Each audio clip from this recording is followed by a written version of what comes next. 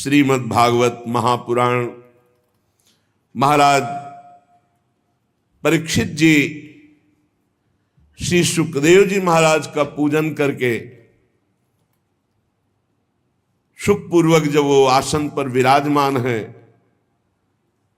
तो उनसे कहते हैं, प्रभु आप जैसे भगवत प्रेमी महात्माओं का हम जैसे गृहस्थों को दर्शन होना, स्पर्श करना या चरणामृत उतारने का अवसर मिलना, मस्तक झुकाने का अवसर मिलना, ये तो सिर्फ भगवान की कृपा से होता है। जब द्रवहि दीन दयालु राघो तो साधु संगति पाई। हरि प्रसन्न है इसलिए हे परमहंस शिरोमणि अवधूत आपका दर्शन हुआ, आपके चरण प्रक्षालन का, आपके स्पर्श का, आप से संभाषण करने का सौभाग्य प्राप्त हुआ। और मैं अपना सौभाग्य इसलिए मानता हूं कि भगवान श्री कृष्ण के परम प्रिय महाभागवत पांडवों के वंश में उत्पन्न हुआ हो। इसलिए भगवान अपने निज जनों पर कृपा करने के लिए जो अवतरित हुए थे, जो हमारे प्रिय पूर्वज हैं, उनके दूत बने, उनके सारथी बने, उनके मित्र बने। कहां तक कहूं, श्री कृष्ण की कृपा ना होती तो आप जैसे परमहंस बिना बुलाए चलकर कैसे पधार करके हमारा, इस समय जब मैं मरने के लिए संकल्प ले चुका हूं, 7 दिन बाद मेरी मृत्यु हो जाएगी, तक्षक सर्प अवश्य काटेगा और मैं भस्म हो जाऊंगा, इस समय आपने दर्शन दिया। अन्यथा ते अव्यक्त गते दर्शनम न कथम नृणाम नितराम म्रियमाणानाम संसिद्धस्य वनीयशः अतः पृच्छामि संसिद्धिं योगिनां परमं गुरुं पुरुषस्य यत्कार्यं म्रियमाणस्य सर्वथा। इसलिए मैं हाथ जोड़कर आपसे प्रश्न करता हूं, आप योगियों के परम गुरु हैं, सिद्धि का स्वरूप क्या है और उस सिद्धि की प्राप्ति की साधना का क्या स्वरूप है? सिद्धि का स्वरूप क्या है और उस सिद्धि का साधन क्या है? जो पुरुष सर्वथा मरणासन्न है उसको क्या करना चाहिए? भगवान आप कृपा करके बताइए, मनुष्य मात्र का क्या परम कर्तव्य है और उस कर्तव्य के लिए उसे क्या श्रवण करना चाहिए, क्या जप करना चाहिए, किसका भजन करना चाहिए, क्या त्याग करना चाहिए? 2 प्रश्न किए। पहला, सिद्धि क्या है और उसका साधन क्या है? दूसरा, मरणासन्न पुरुष का, जो अभी निश्चित हो चुका है मरना, उसको क्या करना चाहिए? और सब मरणासन्न है, कब मर जाए? परीक्षित जी के तो 7 दिन पक्के, अपने तो 7 मिनट भी पक्के नहीं।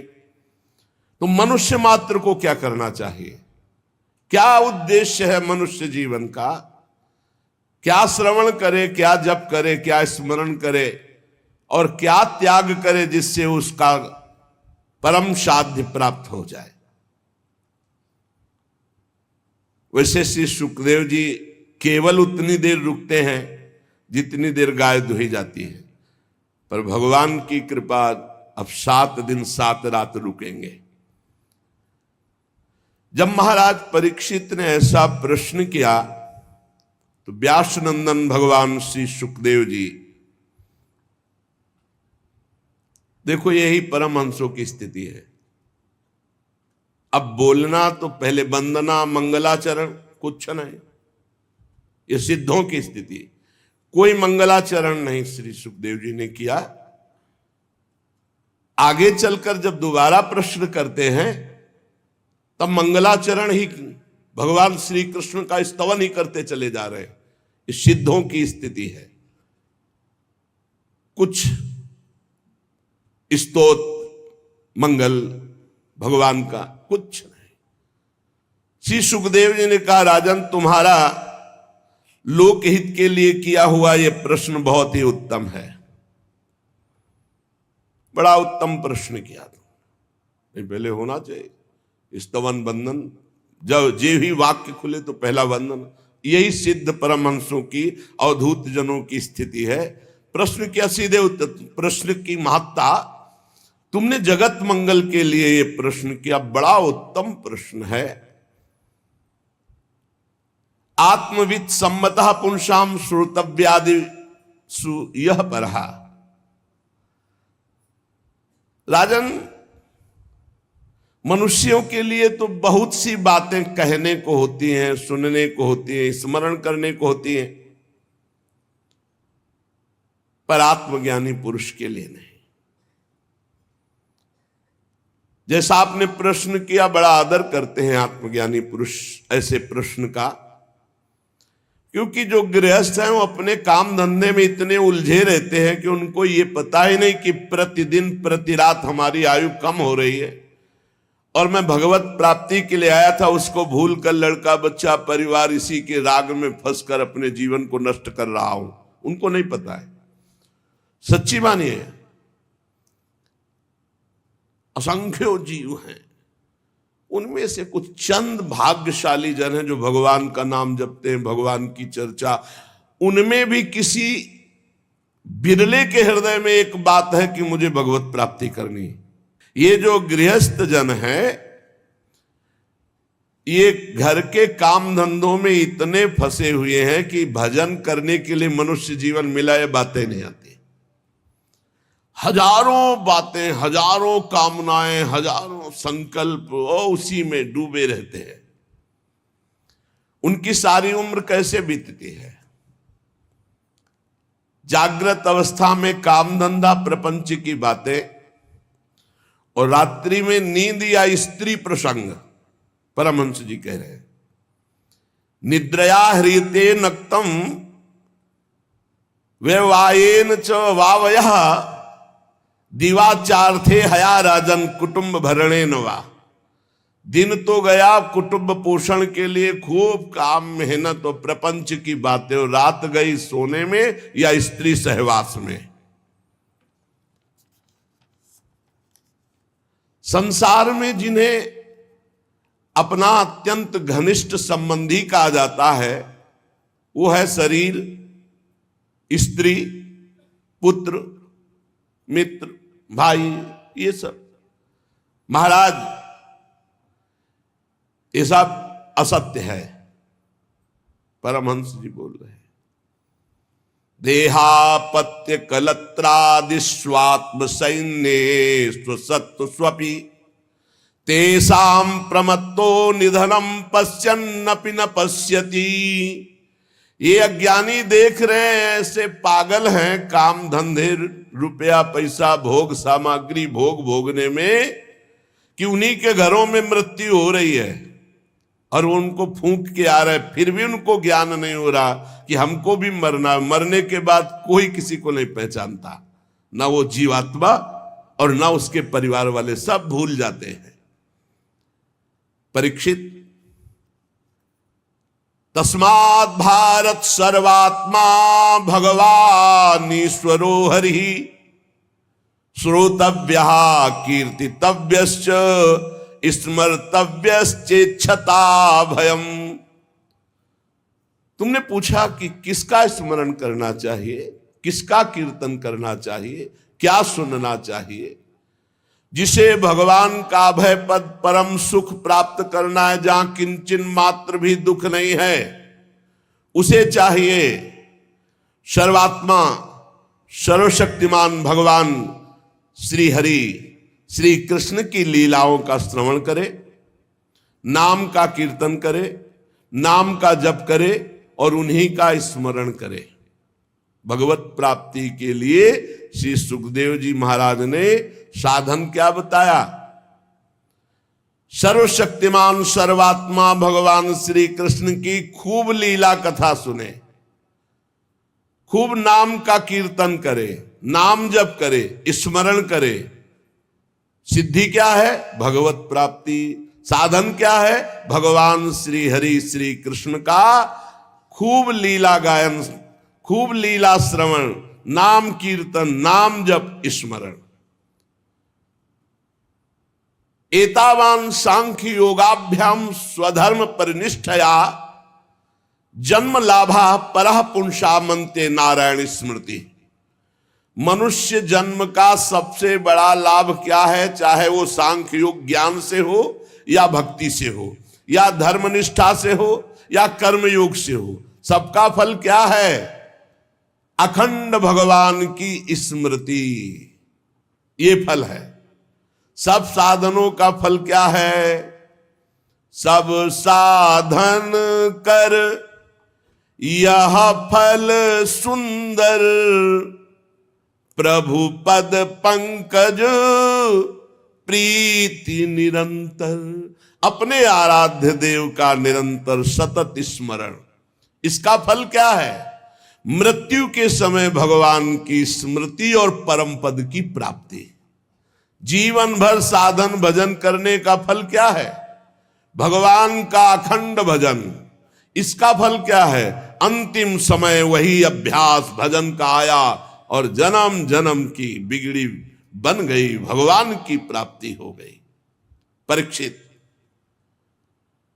जो निर्गुण स्वरूप में स्थित हैं, विधि निषेध की मर्यादा को लांघ चुके हैं, वो बड़े बड़े जीवन मुक्त महापुरुष भी भगवान श्री कृष्ण की लीला कथा सुनते रहते हैं, गाते रहते हैं, चिंतन करते रहते हैं। फिर विषयी पुरुषों की तो बात जाने दो, जिनका काम हो चुका है, जो निर्गुण अवस्था में स्वरूप बोध में स्थित हैं, जीवन मुक्त हैं, वो भी भगवान की लीला कथा कहते हैं, सुनते हैं। जैसे सनक सनंदन सनातन सनत कुमार, जीवन मुक्त महापुरुष, एक प्रवक्ता बन गया, 3 श्रोता बन गए और हर समय हरि शरणम हरि शरणम हरि शरणम। मैं तुम्हें एक महान ग्रंथ का परिचय बताता हूं, जिसका नाम श्रीमद् भागवत महापुराण है। हमारे पिता श्री कृष्ण द्वैपायन भगवान व्यास देव जी ने इसकी रचना की और मुझे अध्ययन कराया। राजर्षि, वैसे तो मेरी निर्गुण स्वरूप परमात्मा में पूर्ण निष्ठा है, निराकार निर्गुण, पर बलात् भगवान श्री कृष्ण की रूप माधुरी ने मेरे हृदय में ये सगुण रूप की आसक्ति पैदा कर दी और मैंने 18,000 श्लोक अपने पिता श्री कृष्ण द्वैपायन व्यास देव जी से अध्ययन किया, कंठस्थ किया। श्री कृष्ण की रूप माधुरी ने मुझे आकर्षित कर लिया। तुम भगवान के कृपा पात्र हो और ब्रह्म ऋषियों के भी कृपा पात्र हो, संतों से तुम्हें प्रेम है, इसलिए मैं तुम्हें पुराण सुनाऊंगा। जो इस लीला कथा के प्रति थोड़ी भी श्रद्धा रखेगा, श्री सुखदेव जी के वचन, उसकी चित्तवृत्ति शुद्ध हो जाएगी और भगवान श्री कृष्ण के चरणों में अनन्य प्रेम होगा और बहुत शीघ्र वो इस माया मोह से मुक्त हो जाएगा। जो लोग इस लोक या परलोक की किसी भी भोग की इच्छा रखते हैं, उनकी समस्त कामनाएं पूर्ण हो जाएंगी ये महापुराण सुनने से। और जिनको संसार दुखमय अनुभव होने लगा है, वो मोक्ष प्राप्त करना चाहते हैं, तो इस लीला कथा सुनने के परिणाम में उसे मोक्ष की प्राप्ति होगी। जिसे लोक परलोक के भोग चाहिए उसे भोग प्राप्त होगा, जो मोक्ष चाहता है उसे मोक्ष की प्राप्ति होगी, और जो साधक योग संपन्न होना चाहता है, सिद्धियां प्राप्त करना चाहता है, उसको सिद्धियों की प्राप्ति होगी। जो ज्ञान प्राप्त करना चाहता है उसे तत्व ज्ञान प्राप्त होगा। पर सबको चाहिए कि भगवान के नाम का प्रेम से खूब कीर्तन करे, खूब जप करे। हर प्रश्न का उत्तर यही होता है। श्री सुखदेव जी महाराज कह रहे सबको चाहिए, हरेर नामानुकीर्तनम, चाहे लोक परलोक की कामना की पूर्ति, मोक्ष, भक्ति, प्रेम जो चाहिए, एतन निर्विद्यमाना मिच्छताम कुतो भयम, योगिनाम नृप निर्णीतम हरिर नामानुकीर्तनम। सबको चाहिए, क्योंकि सब सिद्धि भगवान के नाम में है। जो नाम कीर्तन करता है, नाम जप करता है, जो चाहेगा वो प्राप्त हो जाएगा। अपने कल्याण साधन की ओर से असावधान रहने वाले इन विषयी भोगी पुरुषों की लंबी आयु अनजाने में पूरी की पूरी व्यर्थ व्यतीत हो जाती है। क्या लाभ है ऐसी लंबी आयु प्राप्त करके? अरे सावधानी से ज्ञान पूर्वक घड़ी दो घड़ी बिता दिया जाए तो वही परम कल्याण का हेतु बन जाएगी। घड़ी दो घड़ी, 24 मिनट, 48 मिनट, बड़ी लंबी लंबी आयु भोगों में प्रपंच में लोग व्यतीत करके मर जाते हैं, कुछ नहीं लाभ ले पाते। और जो ज्ञानी जन सावधान है वो घड़ी दो घड़ी में अपना काम बना लेते हैं। राजर्षि खटवांग को जब पता चला कि मात्र 48 मिनट समय रह गया है हमारी मृत्यु का, बस उसी समय भगवान के नाम में चित्तवृत्ति लगा दी, सारे संसार से हटा के, तो 48 मिनट में भगवान के अभय पद को प्राप्त कर लिया। आपके पास तो अभी समय है, आप निराश ना हो, निरंतर नाम जप करो। कई बार कहा है, आप ध्यान दीजिए सत्संग में कि हर समय राधा राधा हम जप रहे हैं, किसी समय मृत्यु हुई तो हमें भगवान की प्राप्ति हो जाएगी, परम पद मिल जाएगा। परीक्षित, अभी तो तुम्हारे जीवन की अवधि 7 दिन की है। खडवांग ने 48 मिनट में भगवत प्राप्ति की थी। चिंता मत करो, इसी 7 दिन में तुम्हें परम पद में विस्थापित कर दूंगा। जब कोई संत, जब कोई गुरु कहे चिंता मत करो तो हृदय शीतल हो जाना चाहिए, विश्वास होना। ए परीक्षित, खडवांग ने 48 मिनट में भगवत प्राप्ति की, तुम्हारे 7 दिन, चिंता मत करो, परम पद में मैं विराजमान करूंगा। मृत्यु का समय आने पर वही घबराते हैं जिन्होंने जीवन में भजन नहीं किया। घबराना नहीं चाहिए, वैराग्य से युक्त होकर शरीर संबंध को काट देना चाहिए। अब जीवन भर शरीर संबंध में रहो, मैं पुरुष मैं स्त्री, तो बुढ़ापे में काट पाओगे? नहीं।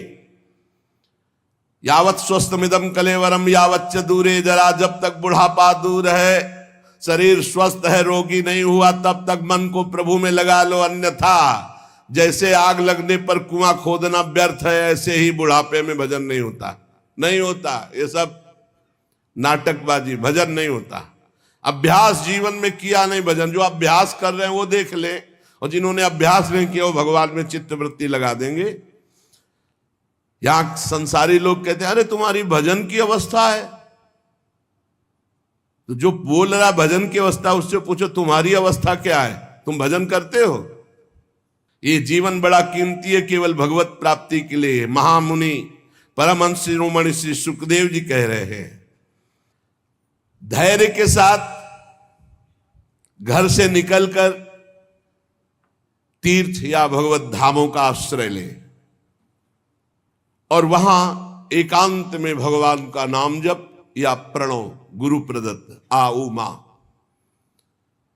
मन ही मन खूब जप करे। जैसे गोकर्ण जी ने अपने पिता को उपदेश किया, छोड़ो चलो भजन में। बड़ा कठिन है, बड़ा कठिन है, बातें बनाना अलग है, बहुत कठिन है। जब कोई भगवत प्राप्ति की चाह करना किसी भी संयोग से प्रारंभ करता है तो लड़का बच्चा और पत्नी और परिवार इतना प्यारा लगना लगता है कि पूछो मत। मतलब कैसे तुम्हें बताएं, तुम मोह में हो इसलिए नहीं जानते हो, थोड़ा हटो वैराग्य की तरफ, तब पता। भगवत मार्ग कोई खिलवाड़ नहीं है। अगर थोड़ी भी आशा है तो वही पहुंच जाओगे, थोड़ी भी आशा, इसीलिए आशा का कनेक्शन ही काट दिया जाता है। बड़ा धैर्य रखकर घर से निकले, किसी धाम या तीर्थ, अगर अपना कल्याण करना, पूरा जीवन गृहस्थी में व्यतीत कर दिया तो अंतिम बनाओ, किसी धाम या तीर्थ का आश्रय लेकर भगवान का निरंतर नाम जप करते हुए या प्रणव का जप करते हुए बुद्धि को सब जगह से हटा ले, कोई हमारा नहीं। जैसे तितिक्षु ब्राह्मण की कथा एकादश स्कंद में आएगी श्रीमद् भागवत में, जब उसका सब धन नष्ट हो गया, परिवार वाले छोड़ दिए, शरीर बुढ़ापा, तब उसने निश्चय किया अब जितनी आयु बची भगवान को देंगे। तो इतना महापुरुष हो गया कि भगवान उसके चरित्र का गायन किए एकादश स्कंद में। इंद्रियों को सब जगह से हटा ले, बुद्धि को हटा ले, किसके बल से? नाम जप के बल से। और विचार करे कि जैसे हमने पहले बहुत शरीर छोड़े, ऐसे अब इस शरीर छोड़ने का समय आ रहा है, मुझे बिल्कुल विचलित नहीं होना, मेरा कोई नहीं भगवान के सिवा। अब वो भगवान के चिंतन में डूबे और भगवान का ध्यान करे। भगवान के ध्यान करते करते जब वो भगवान में तन्मय हो जाता है, वो आनंद से युक्त हुआ, सोई तमोगुण, रजोगुण, सतोगुण तीनों क्षीण हो गए और वो भगवान के परम पद को प्राप्त हो जाता। पर बड़ा कठिन है, जीवन में अभ्यास नहीं किया तो ये नहीं कर पाओगे, बिल्कुल नहीं कर पाओगे। परीक्षित जी ने पूछा कि आपने जिस धारणा की बात बताई, धारणा से ही तो ध्यान होता है। जो आपने कहा कि बहुत जल्दी परम पद प्राप्त हो जाता है, तो उसका स्वरूप क्या है? श्री सुखदेव जी ने कहा, बहुत ध्यान देने योग्य बात, परीक्षित ये धारणा वही कर सकता है जो आसन जीत चुका है। ले आसन जीत चुका है, 3 घंटे बिना किसी भी तरह के हिले डुले सिद्धासन या पद्मासन में बिल्कुल मूर्तिवत, उसे कहते हैं आसन विजयी। 3 घंटे सिद्धासन, पद्मासन, इन्हीं को आसनों में गणना की गई है। ये सुखासन तो जनसाधारण लोगों का आसन है। शांत एकदम, नाम या मंत्र, बिल्कुल हिलना डुलना नहीं, बिल्कुल हिलना डुलना नहीं। गुरु कृपा से इनका सबका अभ्यास पूर्ण हुआ, बहुत आनंद। थोड़ी देर तो भीषण कष्ट होता है, फिर शून्याकार स्थिति होती, शून्य एकदम शरीर शांत, बस लक्ष्य में स्थिति है। पहले आसन विजयी, फिर श्वास विजयी। ये जो है श्वास ऐसे पाउडर या आटा ऐसे रख दिया जाए और उसमें धक्का ना लगे, तो उसको कहा जाता है प्राणों का संयमन कर चुका है। फिर आसक्ति विजयी, न शरीर में आसक्ति, न परिवार में आसक्ति। फिर इंद्रिय विजयी, तब बुद्धि के द्वारा वो धारणा बनती भगवान के ध्यान की। आसन, श्वास, आसक्ति, इंद्रिय, मन, बुद्धि, सब पर विजय प्राप्त किए, तब भगवान के रूप का ध्यान। इसीलिए कहते हैं नाम जप करो, भगवान के आश्रित रहो, भगवत प्राप्ति हो जाएगी। हमारी बात को पकड़ लो, नाम जप करो, भगवान के आश्रित रहो। आश्रित, भरोसा दृढ़ भगवान का और नाम जप, सब ठीक हो जाएगा, सब ठीक हो जाएगा, सब ठीक हो जाएगा। ये बात पकड़ लो। ये कार्य रूप संपूर्ण विश्व जो कुछ भी था, है, होगा, ये सब का सब ये माया है नहीं, भगवान है इसमें। ये विराट भगवान का स्वरूप है। जल, अग्नि, वायु, आकाश, अहंकार, महातत्व और प्रकृति, ये 7 आवरणों से घिरा हुआ भगवान का ब्रह्मांड शरीर है, विराट रूप। ये धारणा की जाती भगवान के सिवा कुछ नहीं, सब भगवान है। तत्वज्ञ पुरुष धारणा के लिए वर्णन करते हैं, कैसे भगवान है सब कुछ। बोले जो भगवान का विराट रूप है, तलवे में पाताल लोक, तलवे से पाताल प्रकट हुआ, उनकी एड़ियां और पंजे रसातल लोक। गुल्फ एड़ी के ऊपर की जो जगह है उससे महातल, ये नीचे है पृथ्वी के, और पैर के पिंडे तलातल। विश्वमूर्ति भगवान के दोनों घुटने सुतल लोग, जांघें वितल, दो जांघें इसलिए वितल और अतल, पेंडु भूतल, और उनके नाभि रूप, ये जो भूतल है ये पेंडु, नाभि रूप आकाश, नाभि से आकाश, छाती से स्वर्गलोक, गले से महारलोक, मुख से जनलोक, ललाट में तपोलोक, शास्त्र सिर वाले भगवान के मस्तक पर ब्रह्मलोक विराजमान। विराट भगवान इतने बड़े हैं, उन्हीं से सारे लोग घिरे हुए।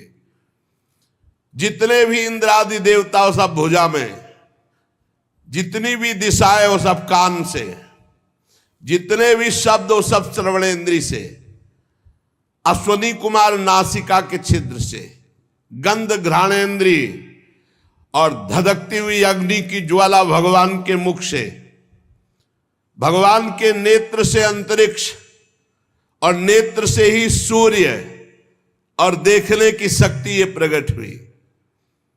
दोनों पलके खुलना और बंद होना,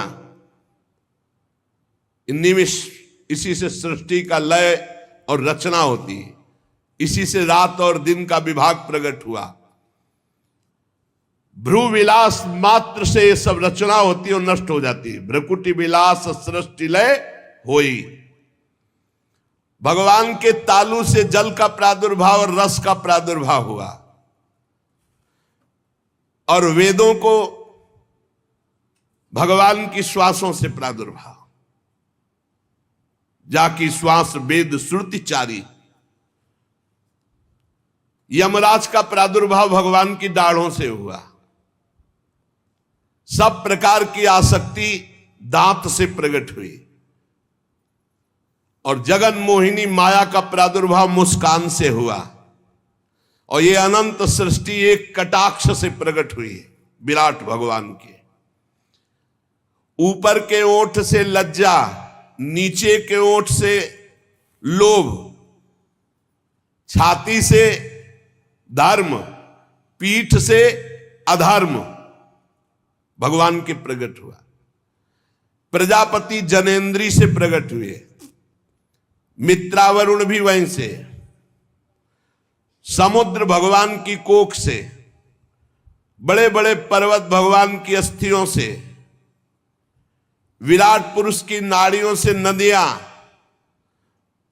रोम से वृक्ष, जितने वृक्ष सब कुछ विराट भगवान ही बने हुए।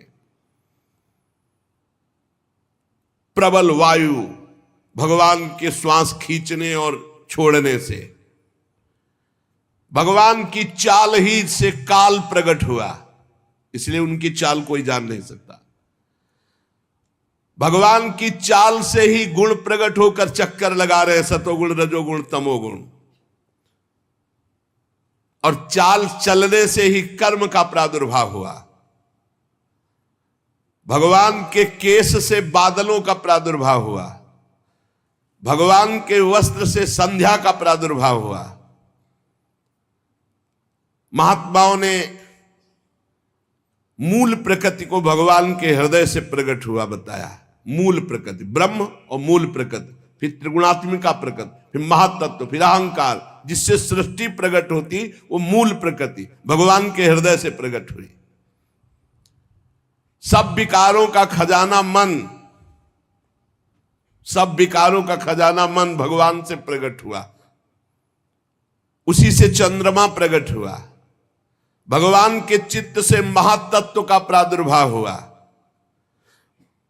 भगवान के अहंकार से रुद्र भगवान का प्रादुर्भाव हुआ। भगवान के नखों से घोड़े, खच्चर, ऊंट, हाथी, इनका प्रादुर्भाव हुआ। वन में रहने वाले मृग, पशु, जितने भी पक्षी, जितने भी, ये सब कटि प्रदेश से प्रकट हुए। तरह तरह के पक्षी, उनकी अद्भुत रचना कौशल, ये सब कटि प्रदेश से।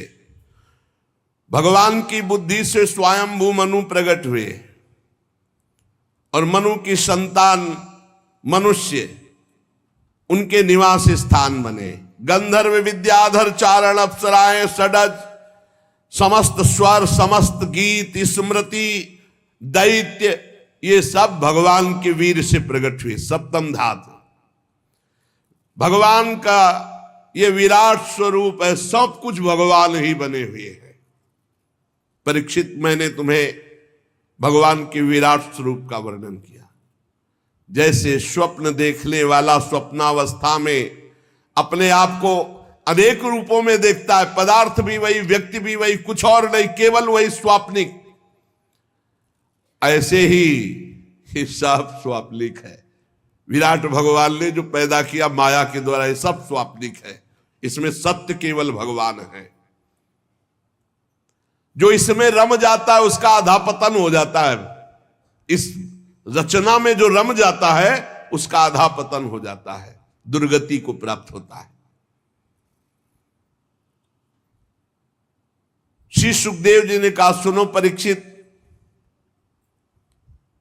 सृष्टि के प्रारंभ में जो ब्रह्मा जी भगवान के नाभि कमल से प्रकट हुए, उन्होंने इन्हीं विराट पुरुष की धारणा की थी, तब उनको स्मृति प्राप्त हुई थी जो प्रलय काल में विलुप्त हो जाती है। उन्हीं की दृष्टि से अमोघ बुद्धि निश्चयात्मिका हो गई, तब ब्रह्मा जी ने जगत को पुनः रचा जो प्रलय के पहले था। ये वेदों की ऐसी वर्णन शैली है कि लोगों की बुद्धि स्वर्ग आदि में फंस जाती है। जीव वासना स्वप्न जैसे देखता है ऐसे स्वर्गलोक भी है, एक थोड़ा अच्छा स्वप्न है, कुछ नहीं। सच्चे सुख की प्राप्ति से जीव वंचित हो जाता है, वह है भगवत प्राप्ति। इसलिए विद्वान पुरुष को चाहिए कि जितना ये मायाकृत नाटक है, जितने से काम चल जाए उतना काम चलाओ और हर समय नाम जप करो, समय व्यर्थ मत जाने दो। ये सब माया है, मायाकृत रचना है। जितना प्रयोजन जिस वस्तु से रखोगे उतना ही बंधते चले जाओगे। अपनी बुद्धि को बचाओ, वस्तु व्यक्ति स्थान से और श्री भगवान में लगाओ। संसार के पदार्थ प्रारब्ध के अधीन हैं, चाहे जितना पढ़ लिख ले हो। अगर तुम्हारे प्रारब्ध में है कि धन मिलेगा तो मिलेगा, नहीं तो पढ़े डिग्री लिए घूमो, ना नौकरी मिलेगी ना धन मिलेगा। लेकिन भगवान का भजन कर लो तो भगवान मिल जाएंगे, प्रारब्ध के अधीन नहीं। सुख दुख प्रारब्ध के अधीन है, पक्का समझ लो। तुम्हारा प्रयत्न निष्फल होगा यदि तुम्हारे प्रारब्ध में धन नहीं है। प्रारब्ध में धन है तो प्रयास ना होने पर भी देख लो खूब धन वैभव, लेकिन प्रारब्ध में सुख और दुख होता है, भगवत प्राप्ति नहीं। इसलिए ऐसा भजन करो कि प्रारब्ध को नष्ट कर दो, सुख और दुख से परे परमानंद में निमग्न हो जाओ। ये मनुष्य शरीर इसलिए मिला है। परीक्षित, जब जमीन में सोने से काम चल सकता है तो पलंग के लिए क्यों प्रयास करें? भजन करो, काहे को? जब भुजा भगवान ने दी है उससे तकिया का काम चल जाता है तो तकिया लाने की आवश्यकता क्या है? भजन के लिए जन्म हुआ, भजन के लिए। जब अंजलि से काम चल सकता है तो बहुत से पात्र बटोरने की जरूरत क्या है? जब वृक्ष की छाल या साधारण वस्त्र पहनने से काम चल सकता है तो सब विलासिता की जरूरत क्या है? भूख लगने पर शरीर पोषण के लिए भगवान सबकी व्यवस्था किए हैं, फिर उसके प्रयास में इतना कि पूरा जीवन ही नष्ट कर देना, खान पान भोग सामग्री बस। भगवान जल वायु भोजन और पृथ्वी का आधार इस सब को फ्री दिए, सबको, चराचर जगत को।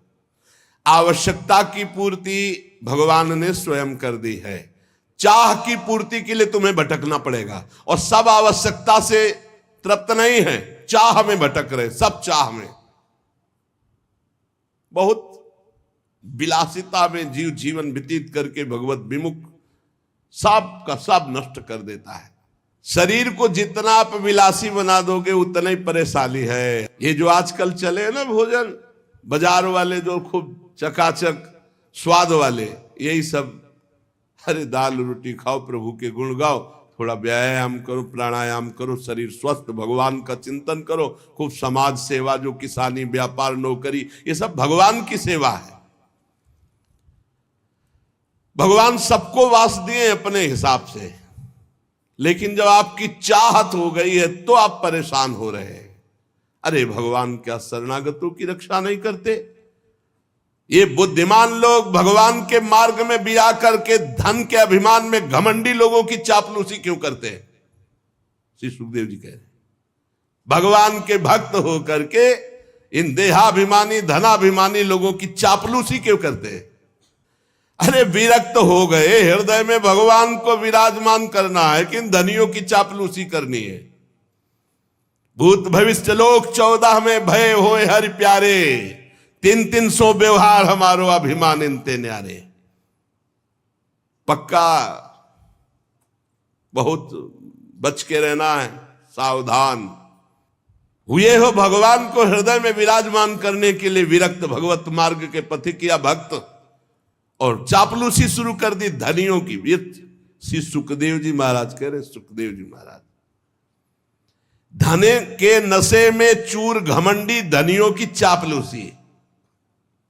हृदय में विराजमान श्रोता सिद्ध भगवान की प्राप्ति के लिए जब चले तो भगवान या भगवान के प्रेमी अकिंचन जन, और या जेहि दीन प्यारे वेद पुकारे, हमारे भगवान को ले कहा गया, ऐसे दीन जनों को प्यार। धन के नशे में चूर घमंडी धनियों की चापलूसी, विरक्त क्यों? श्री सुखदेव जी महाराज कह रहे हैं, इसलिए बहुत सावधान। क्या विश्वंभर भगवान पर भरोसा नहीं? जन्म मृत्यु के चक्र में डालने वाले धन और धनी और अज्ञान और अज्ञानियों का संग बिल्कुल ना करे। भरोसो दृढ़ इन चरणन के रू। अरे कुबेर जैसे जिनके सेवक हैं, अनंत महिमामयी लक्ष्मी जी जिनकी दासी हैं, उन भगवान के दास होकर किसी से आस, कहावै मोर दासा करे तुच्छ नरन के आशा, तो कहां रहा विश्वासा। रुपया पैसा बढ़ जाना, भोग विलासिता में रत होना, ये कोई महानता का लक्षण है क्या? महानता का लक्षण है चित्तवृत्ति को भगवान के चिंतन में समस्त दोषों का नाश करके, ये महानता का लक्षण है। मैयावेशित चेतसाम, मेरे में आविष्ट चित्त वाला, मैयावेशित चेतसाम, जो भगवान में चित्त को अर्पित कर दिया वही महान। मत चित्ता दुर्गाण मत प्रसादात् तरिष्यति, जो मेरे में चित्त को लगा देता है। बहुत कठिन है भोग विलासिता का त्याग करना। मत प्रसादात् तरिष्यति, मेरे कृपा से वो पार हो जाता है। पशुओं की बात अलग रही परीक्षित, मनुष्यों में भला ऐसा कौन है जो इस संसार वैतरणी नदी से बिना भगवान के पार हो जाए? कौन है ऐसा? इसलिए मंगल में भगवान का चिंतन करो, असत विषय भोगों से अपने आप को भटकने से बचा लो। परीक्षित, कोई कोई साधक अपने शरीर के भीतर हृदयाकाश में विराजमान भगवान के प्रादेश मात्र स्वरूप की धारणा करते कि मेरे हृदय में भगवान विराजमान है, और हृदय में भगवान का ध्यान करते हैं। एकाग्र चित्त से जब खूब नाम जप किया जाता है तो ध्यान की योग्यता प्राप्त होने लगती है। यह हम आपको हृदय की बात कहते हैं। किसी और साधन से ध्यान पक्का नहीं होता, नाम से होता है। जितना नाम जप करोगे उतने रूप प्रकाशित होता चला जाएगा। देखी रूप नाम आधीना।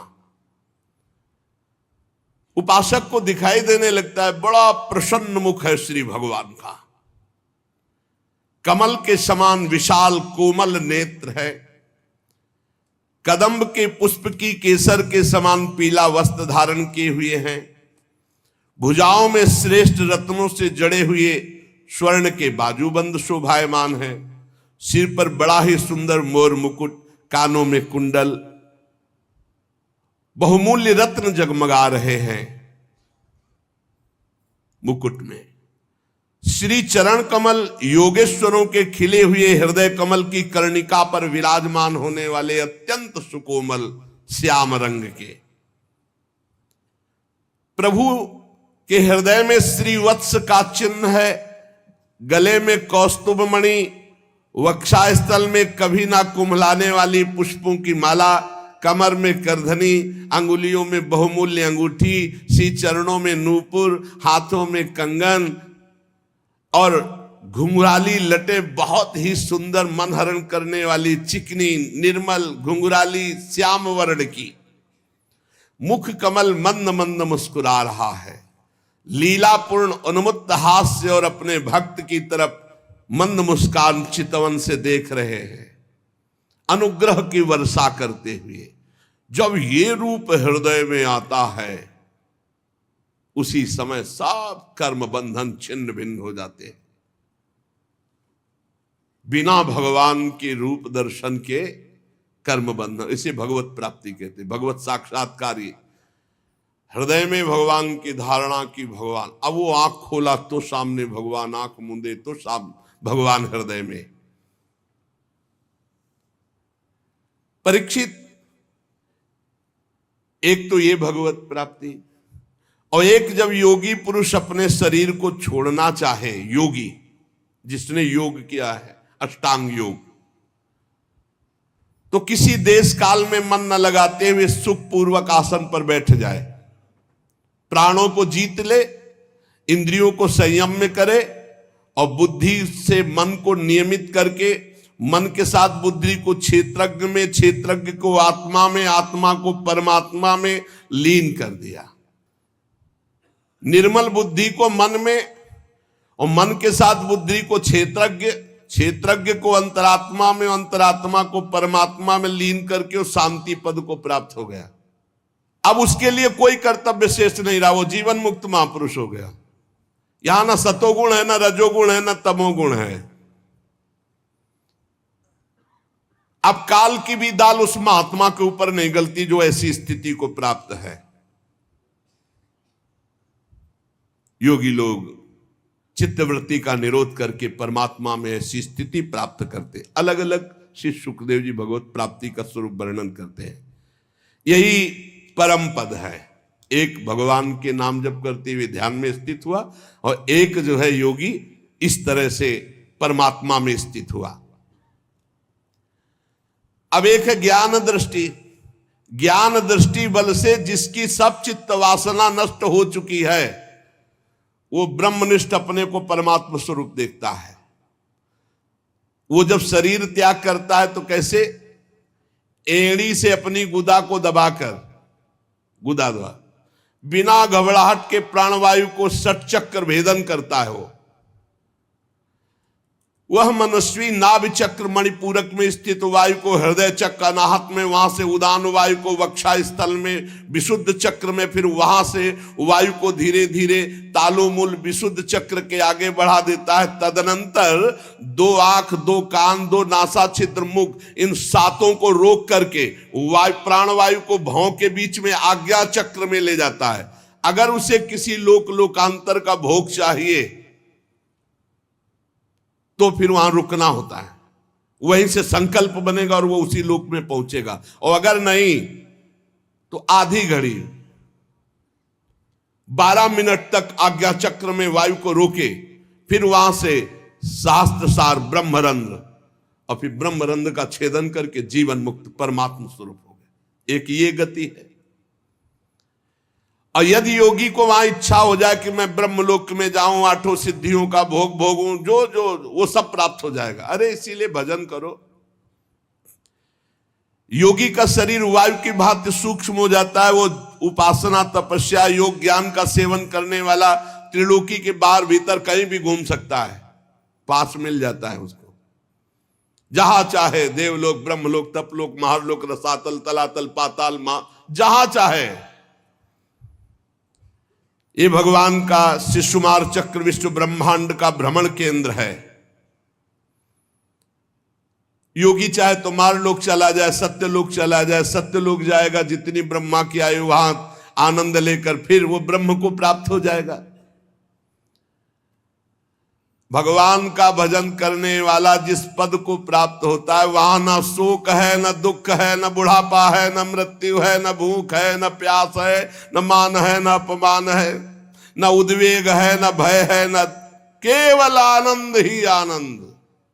यही प्राप्त करने के लिए मानव देह मिला है।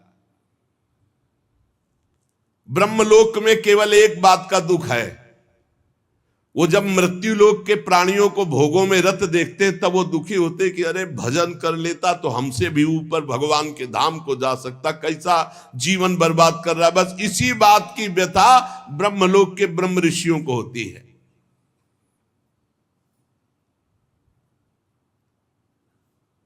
जो ज्योतिर्मय भगवान के स्वरूप को प्राप्त करता है, घ्राणेन्द्री को गंध तन्मात्रा में, रसना को रस तन्मात्रा में, नेत्र को रूप तन्मात्रा में, त्वचा को स्पर्श तन, श्रोत्र को शब्द तन्मात्रा में, कर्मेंद्री को अपनी अपनी क्रिया शक्ति में अपने अपने सूक्ष्म स्वरूपों को प्राप्त करा देता है।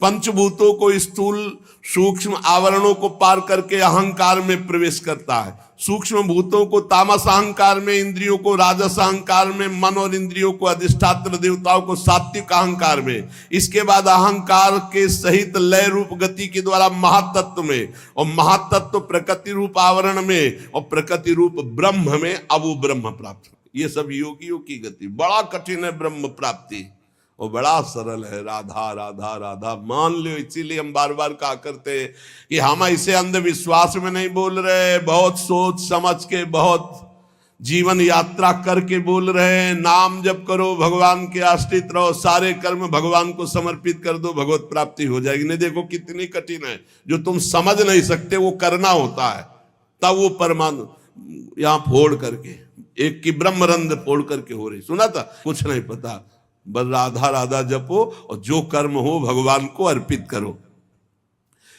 वो आनंद स्वरूप परमात्मा को प्राप्त होता है। कितनी नाम की महिमा है। पुत्र के बहाने नारायण बुलाया तो कौनो चक्र नहीं तोड़ना पड़ा और संसार चक्र टूट गया, भगवान की प्राप्ति हो गई।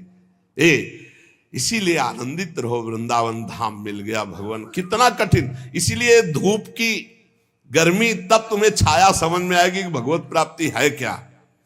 संसार चक्र में पड़े हुए मनुष्य के लिए बहुत सरल भगवत प्राप्ति। भगवान श्री कृष्ण की लीला कथा गायन, नाम जप, उनकी सेवा, जिससे अनन्य भक्ति हो जाए तो बहुत सरलता पूर्वक भगवत प्राप्ति हो जाए। भगवान ब्रह्मा अपनी पवित्र बुद्धि से 3 बार समस्त वेद शास्त्रों का अनुशीलन किया, फिर यही निकाला कि सबसे सरल उपाय है भगवान का नाम जप करते हुए, भगवान की लीला कथा सुनते हुए भगवान की सेवा की जाए श्री कृष्ण चंद्रजू की, तो सर्वश्रेष्ठ परम पद सहज में मिल जाए।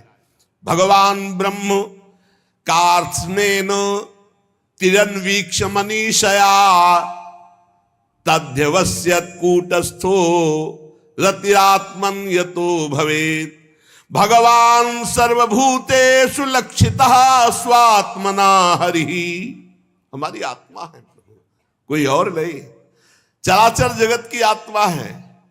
इसलिए परीक्षित सब मनुष्यों को चाहिए कि सब समय तस्मात् सर्वात्मना राजन हरि सर्वत्र सर्वदा श्रोतव्यः कीर्तितव्यश्च स्मर्तव्यो भगवान नृणाम। सब मनुष्यों को चाहिए कि भगवान श्री कृष्ण चंद्रजू की, बार बार कह रहे, श्रोतव्या, उनकी कथा सुनो, उनका नाम कीर्तन सुनो। कीर्तितव्यश्च, उनकी कथा करो, उनका नाम कीर्तन करो, नाम जप करो। स्मृतव्यो, उनका स्मरण करो। यही तुम्हें भगवत प्राप्ति करा देगा।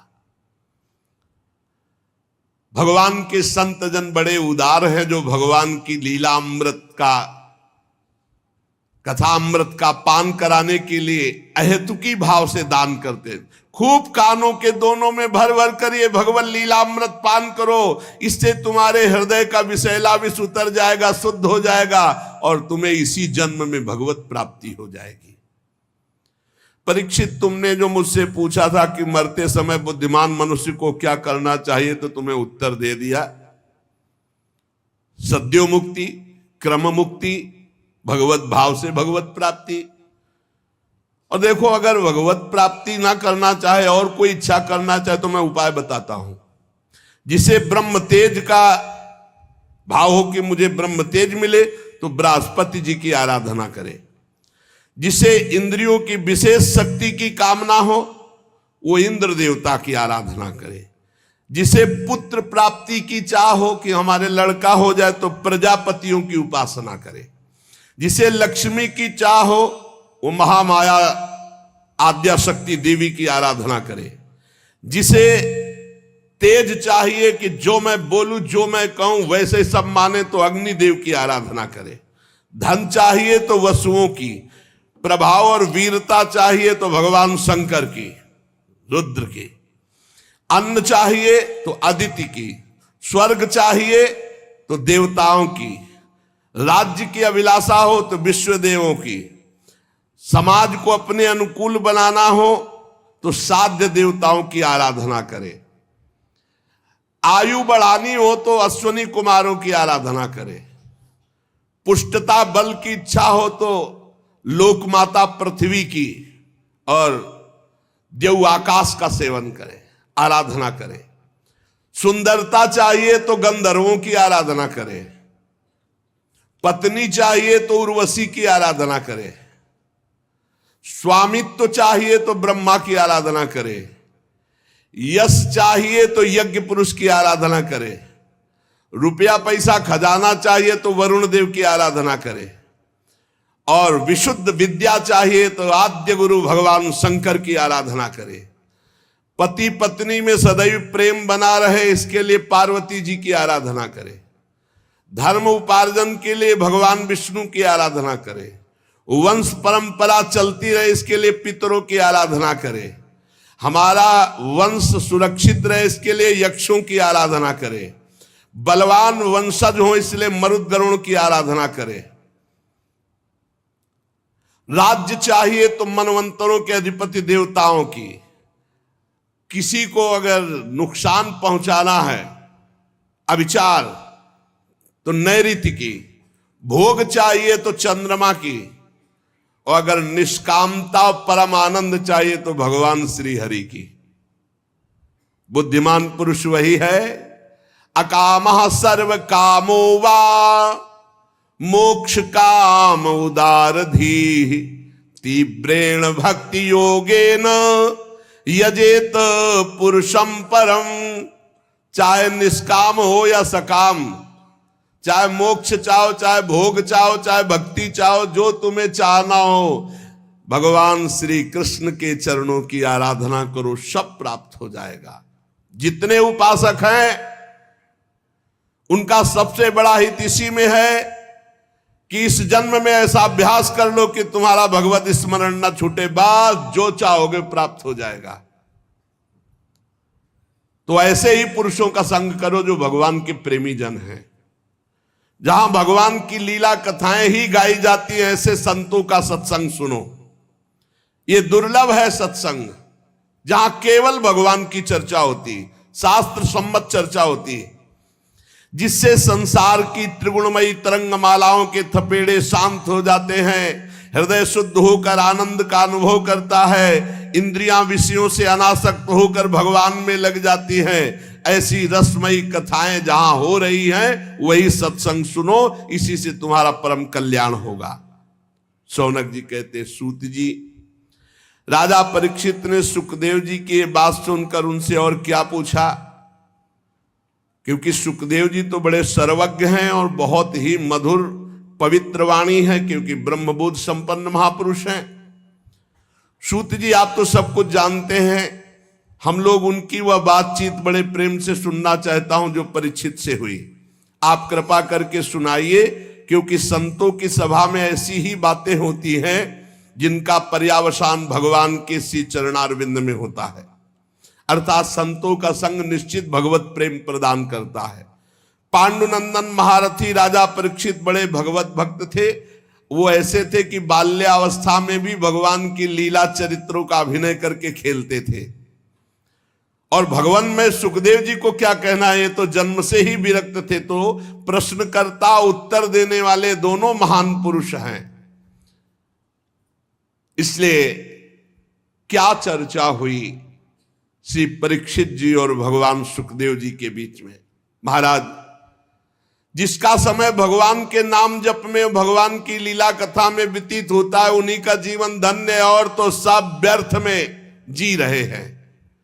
रोज भगवान सूर्यदेव उदय होकर के और अस्त होकर के सबकी आयु का नाश कर रहे हैं। महाराज, क्या वृक्ष नहीं जीते? वो भी जीते। अगर भगवान का नाम नहीं जपते हो, भगवान की लीला कथा नहीं सुनते हो, भगवत भाव से सेवा नहीं करते हो, तो तुम्हारा जीना क्या? क्या वृक्ष नहीं जीते? तरवाह किम न जीवंती भस्त्राहा किम न श्वसंत्युत। क्या लोहार की धौकनी सांस नहीं लेती?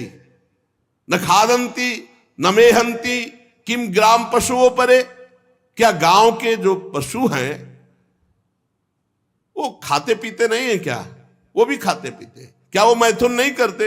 वो भी बच्चा पैदा करते।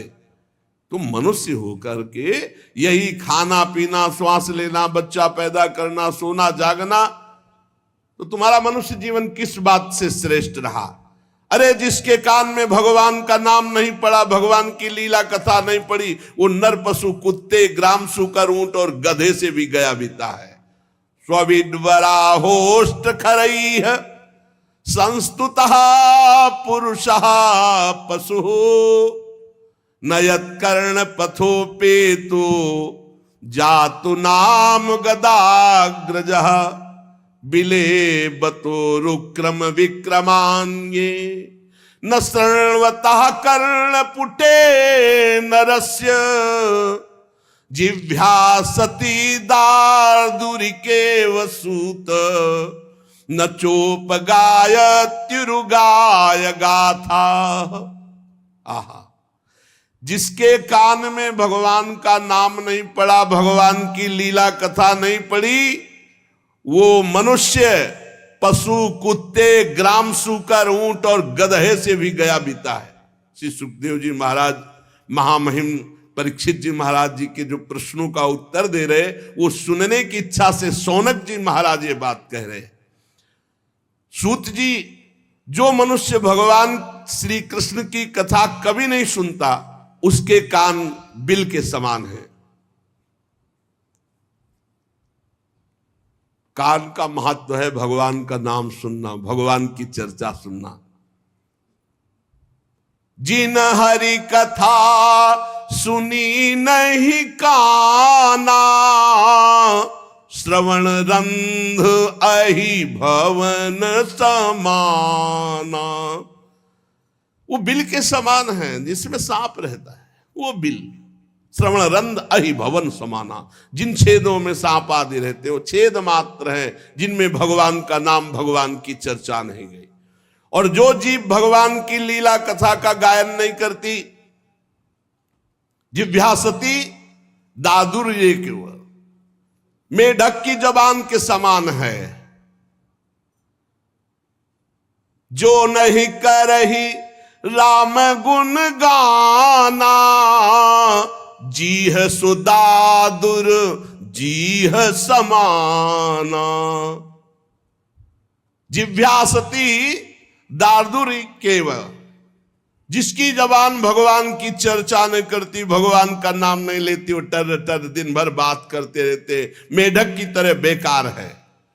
और जो सिर कभी भगवान श्री कृष्ण के चरणों में और संतों के चरणों में नहीं झुकता, वो व्यर्थ है। ते सिर कटु तुमरी समतूला, जे न नमत हरि गुरु पद मूला। जो भगवान के चरणों में, संतों के चरणों में, गुरुदेव के चरणों में सर नहीं झुकता, कड़वी लौकी के समान व्यर्थ है। वो रेशमी वस्त्र और सुसज्जित मुकुट धारण करने में भी वो बोझा मात्र है। जो हाथ भगवान की सेवा पूजा नहीं करते, वो सोने के कंगन से भूषित होने पर भी मुर्दे के हाथ है। हाथों की महत्ता भगवान की सेवा, समाज की सेवा, माता पिता की सेवा, संत गुरु की सेवा, पशु पक्षी की सेवा। जो आंखें भगवान का, श्री विग्रह का दर्शन नहीं करती, संतों के दर्शन नहीं करती, वो जैसे मोर के पंख में आंख बनी हुई है, व्यर्थ ऐसे ही है। नैनन संत दरस नहीं देखा, लोचन मोर पंख सम लेखा। जिनके नेत्र भगवान का श्री विग्रह और संत जन, गुरुजनों के दर्शन नहीं करते, बेकार के चिन्ह मात्र वो नेत्र हैं।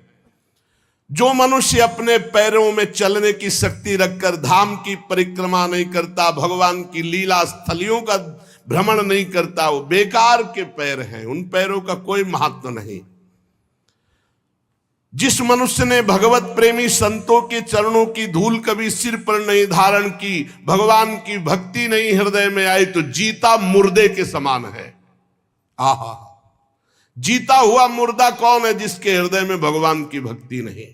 जिन हरि भगति हृदय नहीं आनी, जीवित सौ समान ते प्राणी। जिस मनुष्य ने भगवान के चरणों में चढ़ी हुई तुलसी की गंध नहीं सूंघी, सराहना नहीं कि आहा हो भाग्य, आज हमें भगवत प्रसादी तुलसी जी मिली, आज भगवत प्रसादी माला मिली, आज भगवत प्रसाद पाने को मिला, उसका जीवन व्यर्थ है।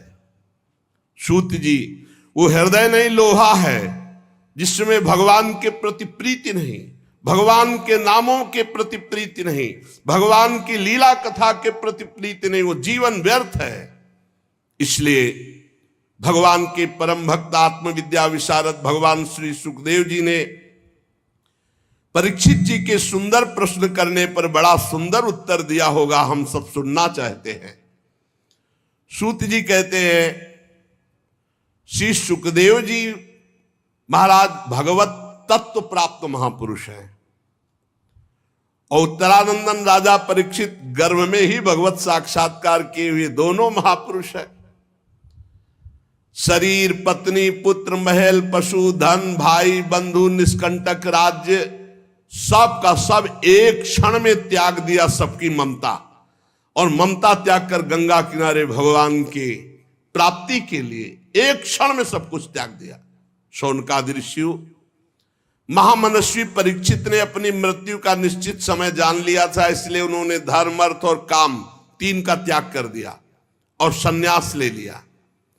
भगवान श्री कृष्ण में सुदृढ़ आत्मभाव प्राप्त हो, इसलिए भगवान श्री कृष्ण की महिमा सुनने के लिए श्री सुखदेव जी से यही प्रश्न किया जो आप लोग मुझसे पूछ रहे हैं।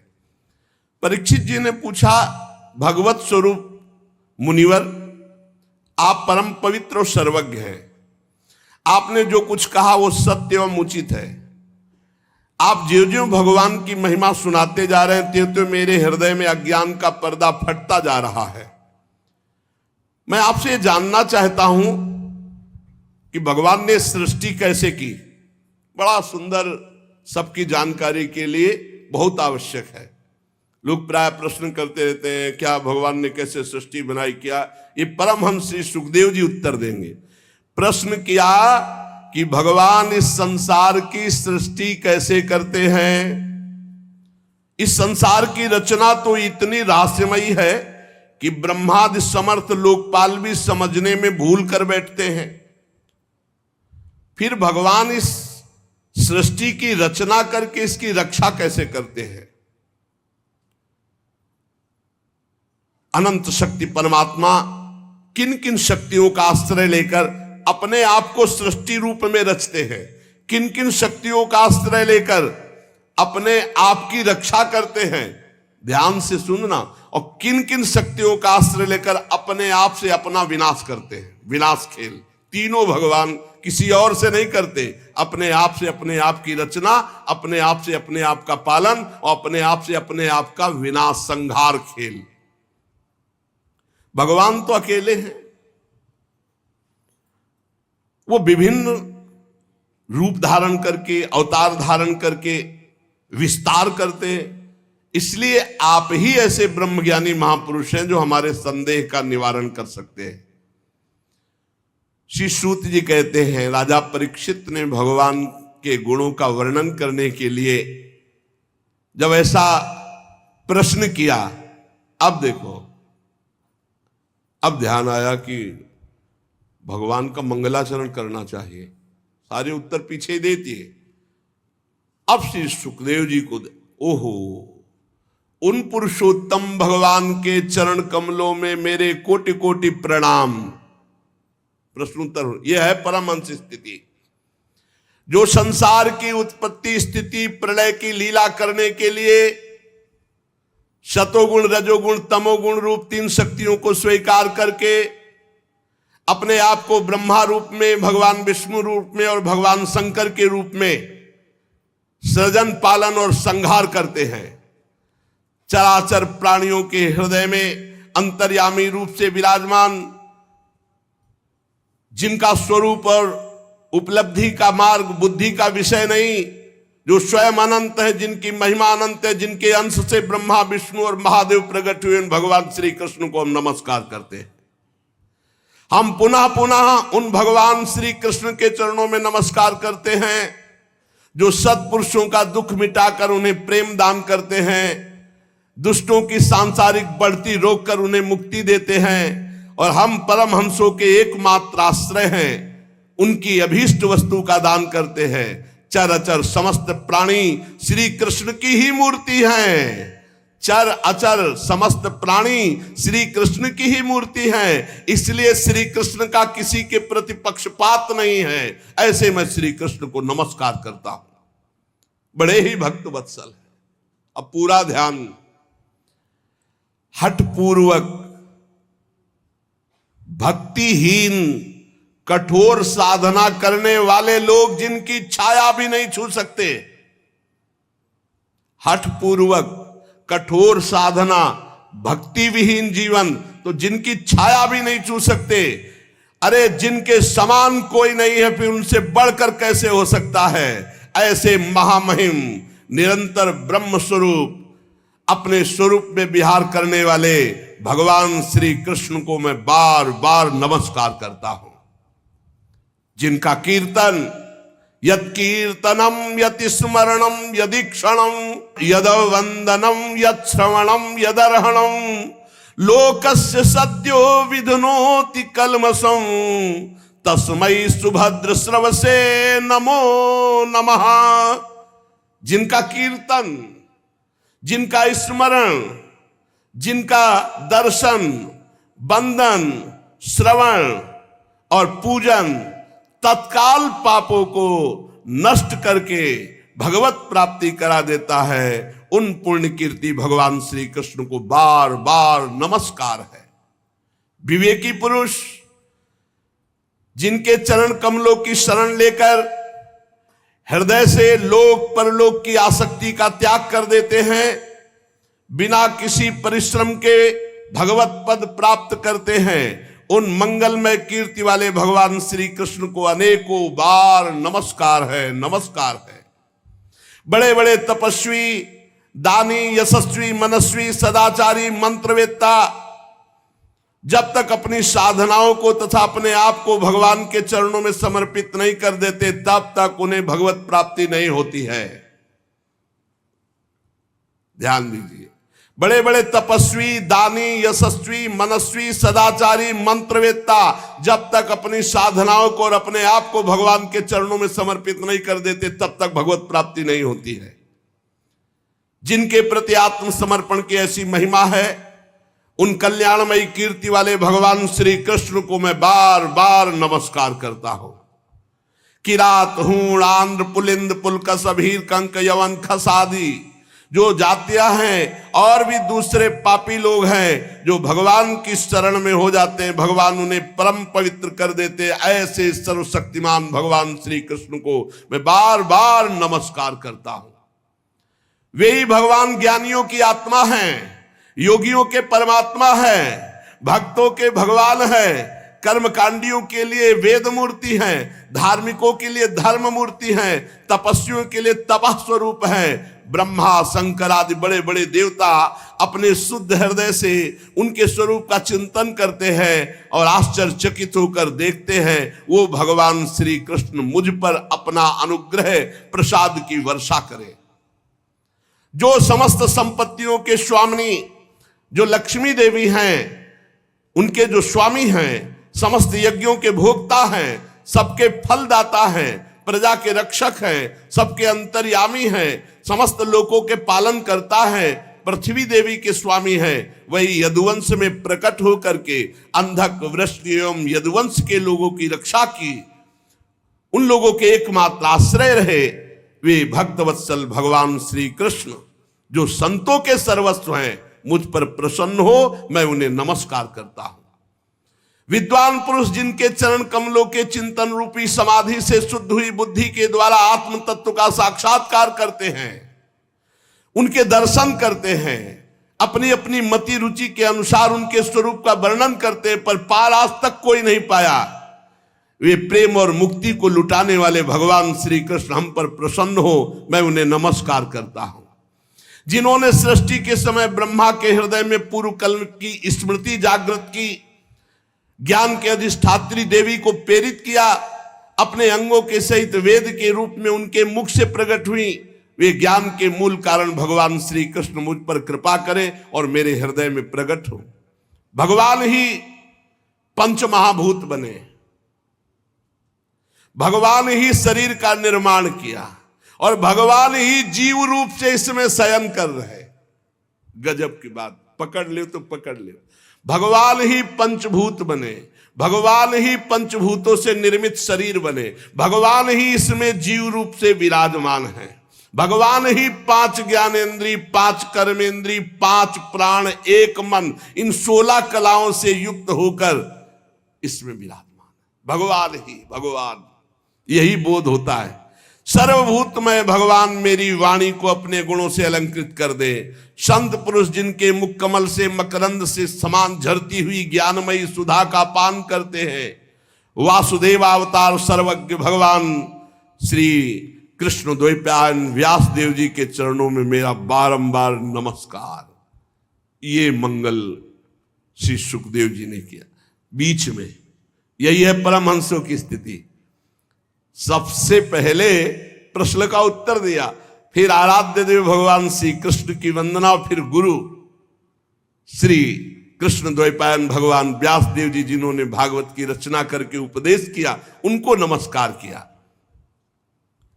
परीक्षित सुनो, वेद गर्भ स्वयंभू भगवान ब्रह्मा से नारद जी ने यही प्रश्न किया था कि आपने सृष्टि कैसे प्रकट की, जिसका स्वयं भगवान नारायण ने उन्हें उपदेश किया था, वही मैं तुमसे कह रहा हूं। ध्यान से सुनो। नारद जी ने जो प्रश्न किया और भगवान ने जो उत्तर दिया वो आगे चर्चा करेंगे। श्री राधा वल्लभ लाल की जय।